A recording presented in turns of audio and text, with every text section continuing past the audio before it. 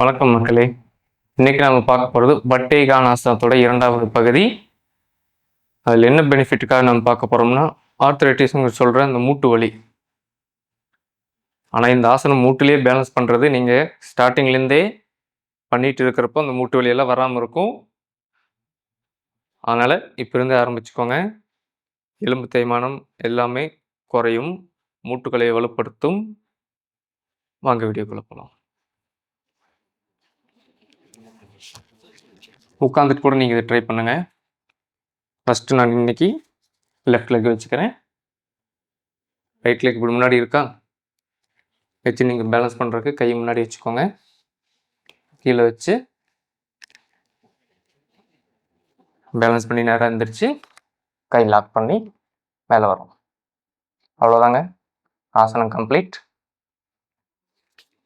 மறுபடியும் ரிலாக்ஸ் பண்ணி நேராக எழுந்திரிச்சிக்கலாம். ஈஸியான செய்ய முடியும். கொஞ்சம் கான்சன்ட்ரேஷன் ரொம்ப அவசியம். ட்ரை பண்ணி பலன் அனுபவிங்க. பாய்.